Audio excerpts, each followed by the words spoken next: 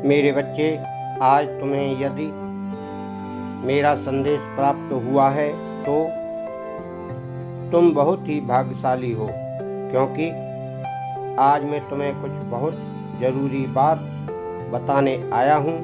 यदि तुमने इस मेरी पूरी बात को ध्यानपूर्वक सुन लिया और समझ लिया तो बहुत कुछ बदल जाएगा। इसलिए आज मेरी बताई हुई बातों को ध्यानपूर्वक पूर्ण रूप से सुनना।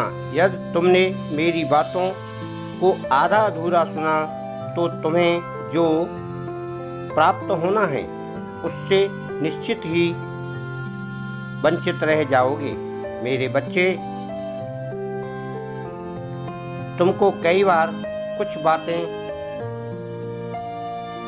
समझा चुका हूँ, लेकिन शायद तुम्हारी समझ में नहीं आ रही है। अभी भी उन्हीं उलझन में फंसे हुए हो तुम। भोजन की आवश्यकता होती है शरीर में शक्ति लाने के लिए, और यदि तुम भोजन नहीं करते तो तुम्हारा शरीर अंदर से बिना भोजन के कमज़ोर हो जाता है, क्योंकि शरीर की पूरी आवश्यकता केवल भोजन से ही पूर्ण होती है, अन्य चीज़ों को खाने से नहीं। इसी प्रकार भाग्य को बिना खाए कैसे तेज कर सकते हो, अर्थात भाग्य के लिए भी तो तुम्हें कुछ ऐसा करना होगा जिससे तुम्हारे भाग्य में शक्ति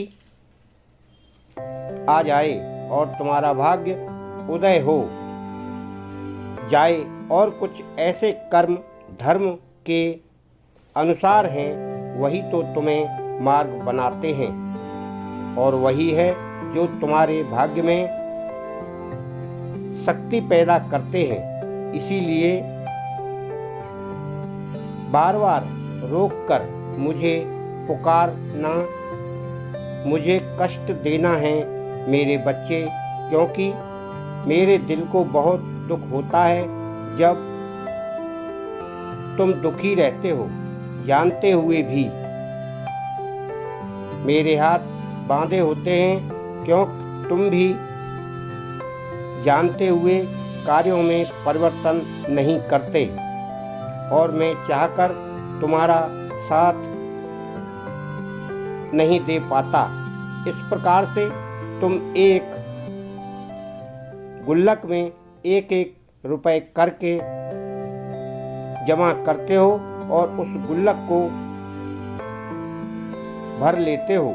कुछ सारे पैसे तुम अपनी गुल्लक में इकट्ठे करके जब उन पैसों को एक साथ निकालते हो तो वह पैसे तुम्हारे काम आ जाते हैं, और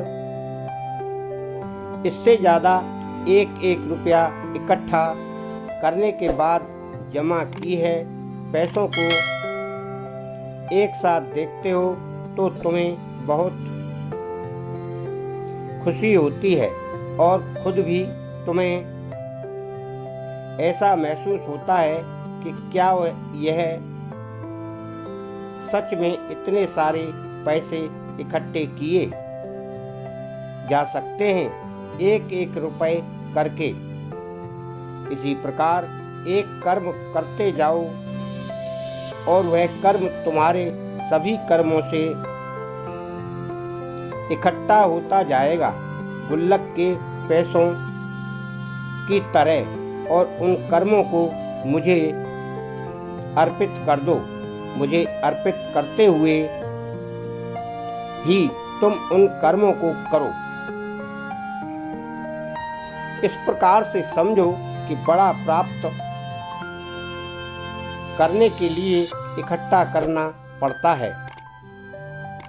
धन को प्राप्त करने के लिए धन इकट्ठा करने पड़ते हैं। भाग्य को प्राप्त करने के लिए कर्म इकट्ठे करने पड़ते हैं और जीवन में ज़्यादा से ज़्यादा अच्छाइयों को इकट्ठा करके तुम्हारे जीवन में तुम अच्छाई को अपनी ओर आकर्षित कर सकते हैं और पूर्ण रूप से जीवन को सफल और खुशहाल होंगे। तुम्हारे जीवन की सभी परेशानियां तुमसे दूर होती चली जाएंगी। जिस प्रकार सूरज की एक किरण रात के अंधेरे को भी दूर करने के लिए काफ़ी है, उसी प्रकार तुम्हारे जीवन में एक छोटा सा कार्य तुम्हारे किस्मत की रेखा को बदलने के लिए काफ़ी है, लेकिन कार्य शक्तिशाली होना चाहिए। जैसे कि किसी की रास्ते की रुकावट को दूर करना, बिछड़े हुए को मिलाना, भूले हुए को रास्ता सही बताना, भूखे को खाना खिलाना, अपने माता पिता की सेवा करना और